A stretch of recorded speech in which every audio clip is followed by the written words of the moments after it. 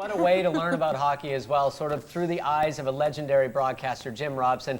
Jason Farris, the author, is joining us now to talk about hockey play-by-play around the NHL with Jim Robson. Hi, John. How are you? Good, thanks. Thanks for joining us. Now, first of all, Jason, you have to tell us the overview of the book, how it works and what's in it, because it is absolutely amazing. Well, the heart of the book really is Jim Robson's game notes, which he kept while he was calling all those great games for the Canucks over the years.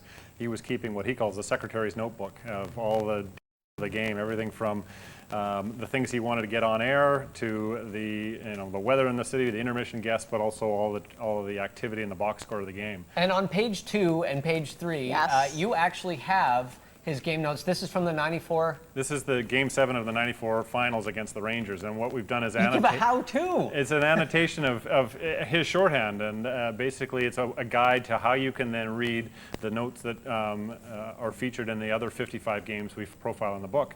And it becomes kind of a neat treasure hunt because you can find a lot of interesting things on the subsequent notes through the book, and this gives you some clues as to what to look for. Now, despite the fact that at first glance it looks like what might just be a doctor's prescription, shorthand chicken scratch, it really tells the tale of how much he had to pay attention to. I mean, this is incredible. You're trying to watch write all this down. Absolutely. I can't imagine what that would be like. Well, and this came out of the fact that he called many of the up until about 1970 all by himself. Yeah. And there was no color man. So he had to keep a record of that, both for post-game summaries, but also just to figure out what's going on and be able to relate to the listeners what had happened. So it was part of his training growing up in the 50s and 60s doing all sports, and he carried that over to hockey and has come up with sort of his own system, and this is the result. Jason, you spent so much time with him. You were saying off air that like 30 hours of interviews with Mr. Robson. Now, do you get a sense of what made him special? Like, what made him different from other guys? Because I would listen to his games, and the way he called them, it added something to the game that you can't really explain. I think there's a couple things. I think the end product, why people like him, is just the economy of his words. I mean, he could communicate in 3 or 4 words what most people would take 15 or 20. So that's the end result. But I think the person behind that is why he came to that result.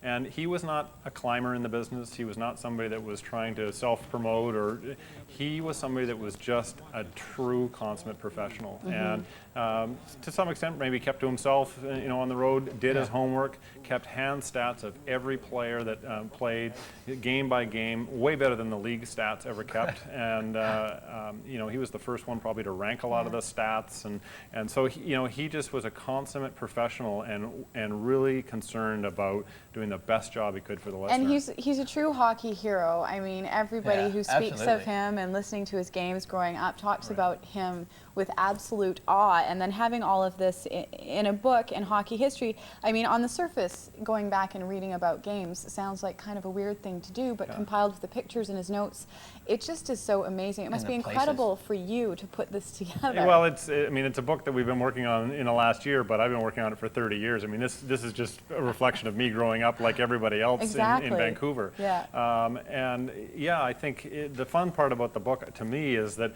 sure, there's 94 playoffs and there's the 82 run and we've got all those kind of things, but you can turn the page and be in Cleveland in the middle of December and be in Kansas City in February of 1970, and just as soon as being in the playoffs. So where did you get the photos for it? Because we're looking at some pictures of them right now, and it's an amazing history in itself, just the pictures. Most of the photos and the memorabilia comes out of either Jim's collection or mine, and Andrew Castell, who's a well-known Vancouver Canuck historian, provided a number of some of the really interesting memorabilia. The Canucks were very cooperative and helped out, Norm Jewis and the Canucks, and then the Hockey Hall of Fame has provided some things as well. Cool. So. Well, and it's a beautiful collection of Jim's memories of buildings that were legendary in the league, whether in Chicago or Montreal or in some of the smaller places as well. These buildings that were players in their own right in a lot of ways. Absolutely, and the premise of the book is a memorable night in each of the NHL cities over the 35 years, and there were some 39 teams and cities that came and went, and so again, we feature a game out of each one, along with Jim's notes about, what was unique about the rink,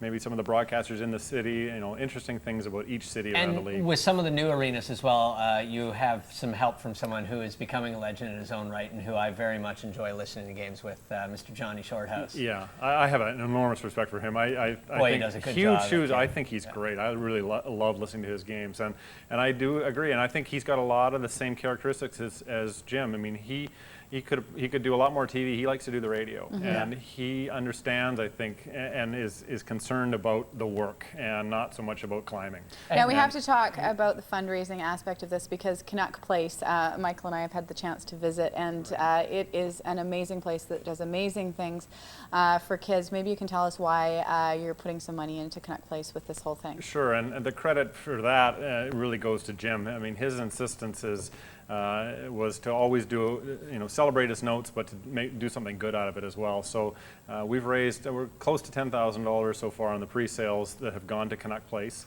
to support, the good work that they do with their children's hospice. And I think obviously hockey has come out of a dead winter here, but in the summer we were also trying to give them some publicity and a little bit of awareness to help build back, because they suffered through the lockout as well. Absolutely. So they do phenomenal work, and absolutely, definitely give a plug for them. Now we have to talk about a couple things. The hardcover edition is available in very limited supply. Yes. Explain how this There's works. There's 1,000, and they are going very, very quickly. So there's 1,000. They're signed and numbered by both Jim and John, and those are available only online. And I believe you've got the website we do. Coming up. There's a softcover run as well, which will be available in select stores throughout the Lower Mainland. And you can also buy that online as well. Well, thank you so much, Jason. If you have a hockey fan in your life, and I know everybody out there does, you will definitely want to pick up this as a Christmas gift. Only 1,000 copies, by the way, of the hardcover, so you'll want to get your hands on that ASAP. Just in time for Christmas. Thank you so much. Real pleasure. You did a great job with the book. And Mr. Robson, if you're watching, I know you hate it when people say this, but dude, you're a legend. He so is. Unbelievable. We're going to take a break. When we come back, we're going to have one of the best performances of all time in our studio. Ever. With Big John Bates and the Voodoo Dolls coming up right after this. Stick around. You're going to want to see this one. Thank you, Jason.